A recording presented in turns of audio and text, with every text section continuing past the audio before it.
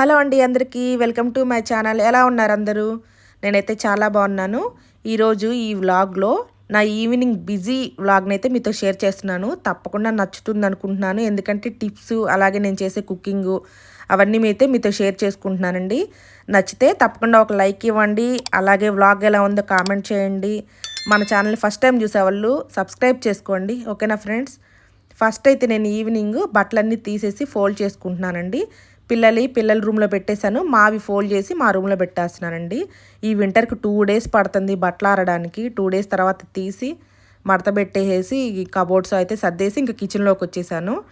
ఇంకా నైట్ డిన్నర్కి మేము చపాతీ తింటాము. చపాతీ పిండి అయితే కలిపి పెట్టేశాను. ఇంకా కర్రీ చేద్దామని క్యారెట్ అయితే తీసేసాను. ఇడ్లీకి దోశకి పిండి వేద్దామని చెప్పి ఇంకా పప్పు అయితే నానబెట్టేసి పక్కన పెట్టాను. అంటే గ్రైండర్లో వేస్తాను నేను, అందుకని ఇంకా రెండింటికి ఒకసారి 1 week సరిపడా పప్పు నానబెట్టేసేసాను. క్యారెట్ చూడండి ఏంటో వీటికి మీసాలు వచ్చినట్టు మొత్తం ఇట్లా వచ్చేసేసినాయి.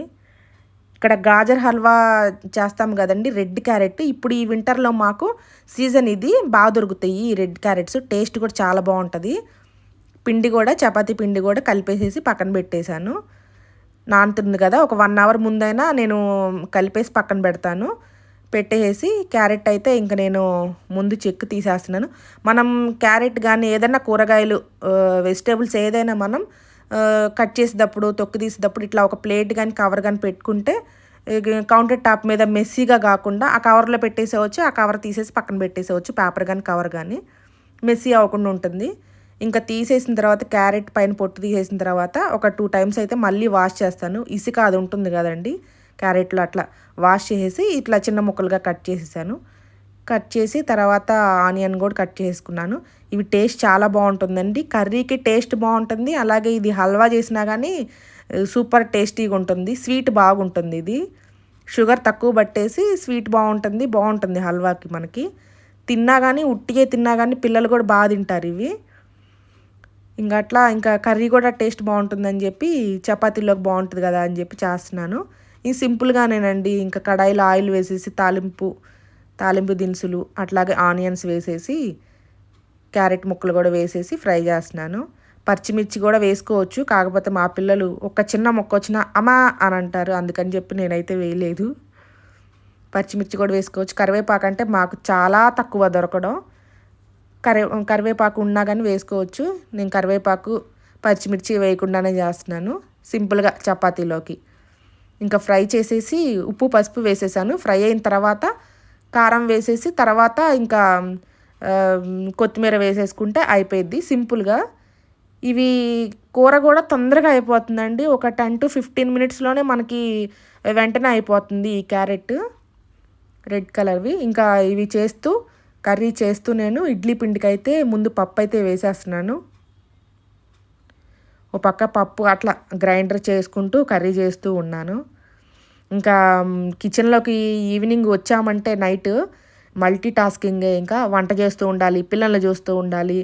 మార్నింగ్కి ఏదన్నా కర్రీస్కి కూరగాయలు కట్ చేసుకుంటాం, లేదంటే ఇదిగో ఇట్లా పిండి నానపెట్టేయడం అట్లా ఉంటుంది కదా ఏదో ఒకటి. ఇంకా అట్లా చేస్తూ ఉంటాను ఈవినింగ్. ఇదిగో పిండి అయితే వేసేసాను. ఇడ్లీ పిండికి తగినంత వాటర్ వేసేసాను గ్రైండర్లో. ఇంకా దాని పని అది చేసుకుంటూ ఉంటుంది కదా. ఇదైతే దోసపిండికండి. నేను దోసపిండికి నానబోసినప్పుడు మెంతులు వేస్తాను, 1 స్పూను. మెంతులు వేసుకుంటే మనకు దోశలు టేస్టీగాను క్రిస్పీకి చాలా బాగా వస్తాయి. సగ్గుబియ్యం కూడా వేసుకోవచ్చు. సగ్గుబియ్యం కానీ మెంతులు కానీ ఒకసారి అది ఒకసారి ఇది అట్లా వేస్తూ ఉంటాను. ఇంకా కొంతమంది రైస్ వేస్తారు, అట్లా రైస్ ఎందుకులే అన్నట్టు నేను ఇట్లా వేస్తూ ఉంటాను. ఇదిగోండి క్యారెట్ కర్రీ కూడా మనకైతే అయిపోయింది. ఇంకా కారం వేసేసాను, అలాగే కొత్తిమీర వేసేసి కలిపేసేసుకుంటే ఒక 2 minutes ఉంచుకుంటే మనకి కర్రీ రెడీ అయిపోతుంది. ఇది రెడ్ క్యారెట్ అయితే అసలు తొందరగా అయిపోతుంది. 10 to 15 minutesలో అయిపోతుంది. చపాతీలోకి బాగుంటుంది, హెల్త్కి కూడా మనకు మంచిది కదా, అందుకని క్యారెట్ కర్రీ చేశాను. కర్రీ అయిపోయింది, పక్కన పెట్టేసి ఇంకా పిల్లల్ని అయితే చదివిస్తున్నాను. నేను వంట చేసుకుంటూ చదువుకోమంటాను, కాకపోతే వాళ్ళు చదువుతున్నారో లేదో మనకి తెలియదు కదా. బుక్ వైపు చూస్తున్నారో లేదంటే ఏమన్నా ఆడుకుంటున్నారో అట్లా తెలియదు కదా. చూస్తూ ఉంటాను మధ్యలో. కాకపోతే ఇట్లా మనం అడిగితేనే కదా తెలిసేది అన్నట్టు నేను క్వశ్చన్ అండ్ ఆన్సర్స్ అయితే నేను అడుగుతాను. ఏం చదివారు ఏంటని అడిగితే వాళ్ళు చెప్తే ఓకే, లేదంటే మళ్ళీ వెళ్ళి చదువుకోమంటాను. ఇంకా అట్లా ఇంకా వంట అయిపోయిన తర్వాత కాసేపు అయితే చదివించాను. చదివించి ఓకే చదివారు అన్నాక ఇంక ఓకే మీరు ఏదన్నా సర్దుకోండి బ్యాగ్‌లు అవి అని చెప్పి ఇంక వచ్చేసి పిల్లలకి చపాతీ చేసిద్దామని చెప్పి చపాతీలు అయితే చేస్తున్నాను. చపాతీ పిండి మనం కలిపినప్పుడు ఒక హాఫ్ అన్ అవర్ నుంచి 1 అవర్ వరకు నానపెట్టుకుంటే మనకి చపాతీలు టేస్ట్ బాగుంటుందండి. మెత్తగా కూడా వస్తాయి. నేను పిండి వేయకుండా చపాతీలు ఒక స్పూన్ ఆయిల్ ఆ పీటకు రాసేస్తాను. చపాతీ పీటకు రాసేసేసి ఇంకప్పుడు చపాతీ చేస్తాను. చపాతీలు కూడా నేను నెయ్యితోనే కాలుస్తానండి. ఆయిల్తో అయితే కాలవను. ఎందుకంటే టేస్ట్ బాగుంటుంది. పిల్లలకు కూడా మంచిది కదా హెల్త్‌కి అన్నట్టు. దోసలైనా చపాతీలైనా నేను ఎక్కువ గీనే వాడతాను, హోమ్‌మేడ్ గీ. ఆయిల్ కొంచెం తక్కువ అవాయిడ్ చేద్దామన్నట్టు ఆయిల్ వాడను. ఇంకా కర్రీస్‌లో కంటే ఇంక మనకు తప్పదు ఆయిలు. ఇంకైతే పిల్లలకైతే వేసేసి ఇచ్చేస్తున్నాను.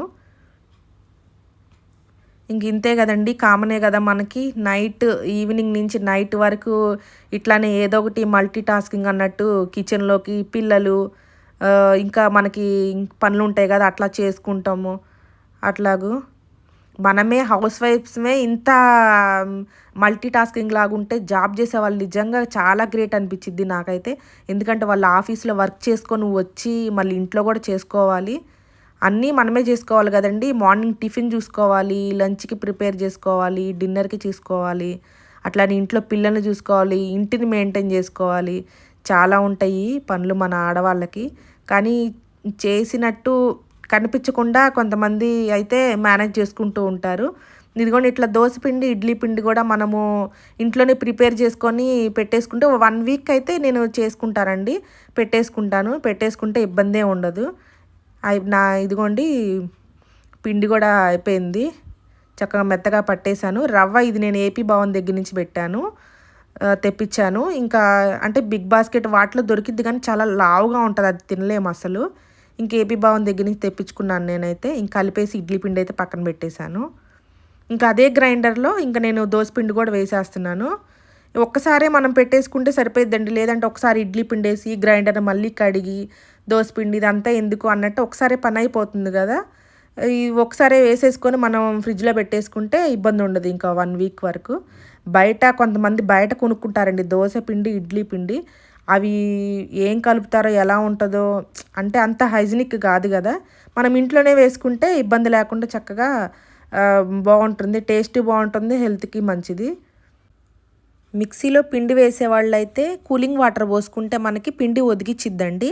అంటే గ్రైండర్లో వేస్తే మనకి పిండి ఒదిగిచ్చిద్దని గ్రైండర్లో వేసుకుంటాం కదా. అలా కొంతమంది మిక్సీనే ఉంటుంది, గ్రైండర్ ఉంటుంది కదా. మిక్సీలో చేసేవాళ్ళు ఇడ్లీ పిండి అయినా దోశ పిండి అయినా ఒక గ్లాస్ వాటర్ని ఫ్రిడ్జ్లో పెట్టేసి కూలింగ్ అయిన తర్వాత ఆ వాటర్ పోసేసుకుంటే పిండి అనేది బాగా ఒదిగిస్తుంది. ఇంకా నేను పిండి వేస్తూ మా వారికి చపాతీలు చేస్తున్నాను. నేను హడావుడిలో పడి చిమ్నీ వేయడం కూడా మర్చిపోయాను. ఇల్లంతా ఏంటి ఇట్లా పొగలాగా వచ్చేస్తుందని చెప్పి చూసుకొని ఇంకప్పుడు చిమ్నీ అయితే వేశాను. ఇంకా చపాతీ కూడా చేసేసి మా వారికి ఇచ్చేసి ఇంకా నేను వేసి పక్కన పెట్టేసుకొని పిండి అది తీసేసి మొత్తం కిచెన్ అంతా సర్దేసుకొని అప్పుడు నేను తింటానండి. మనకి ఏదన్నా పని ఉంది అంటే హడావుడిగా పని చేస్తా తినాలి అంటే నా వల్ల అయితే అస్సలు కాదు. ఇంక నేను పని అంతా చేసేసుకొని తర్వాత ఫుడ్ తినడం కానీ లేదంటే సెల్ఫ్ కేర్ ఏదన్నా తీసుకుంటాం కానీ అట్లా నా పని నేను నిదానంగా చేసుకుంటాను. హడావుడిగా చేసుకున్నామంటే నాకైతే అంత సాటిస్ఫాక్షన్ ఉండదు.